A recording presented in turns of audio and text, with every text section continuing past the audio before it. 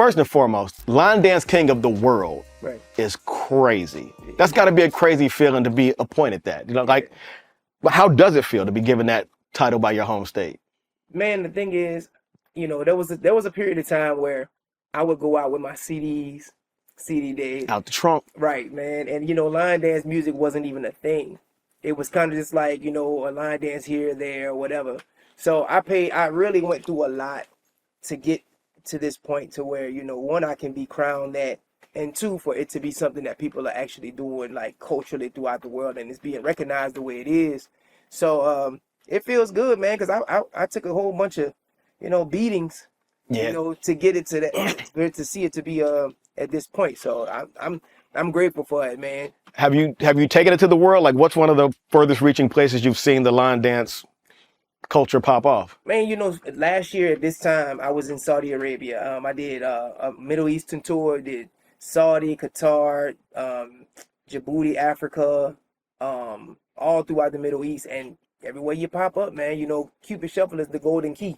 That's crazy. If they don't know anything else, they gonna know Shuffle. Yeah. So you know, so that's always good to see, man, especially in a different country like that. Yeah, because I mean, initially, I want to say the first line dance I interacted with, I mean, wasn't the hustle, I was too young, but the electric slide. So that's kind of all I knew. It was like the electric slide, oh, there's a thing called the hustle, then the Cupid Shuffle. Like for me, it's just, and then so on and so forth. It's hard, yeah. Crazy. But so going from now until back then, you launched your career as a solo artist in 2001. Right. And the Cupid Shuffle dropped around 2006. Right. So my question is, what was happening in those 5 years? Man, Lafayette, Louisiana is a small city, man, and it's stuck in between Houston and New Orleans. And New Orleans is heavy on the bounce.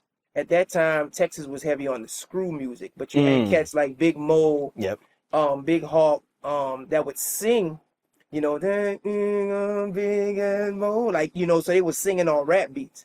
For me, in order for me to be able to get radio play or get DJs to play my music, I had to sing either over rap bounce beats or over rap beats. So I was in the clubs, I started off doing that, man. I would, you know, they'll play a beat and I'll sing whatever the hot song is and stuff like that. Like kind of flip the lyrics. Yeah, man. And I was always into dancing. Like, you know, we'll be in the club dancing from 9 p.m. to 2 in the morning, you know?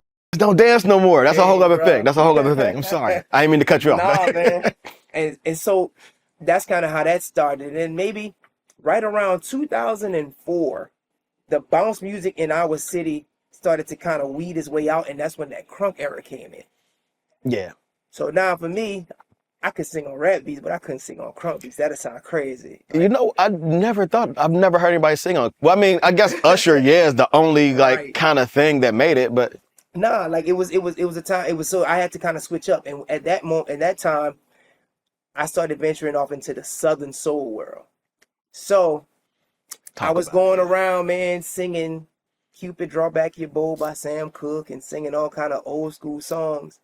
And I ended up doing a few little blues shows, which led me to being on the road with Mel Waiters, man, who's, you know, a legend. A giant.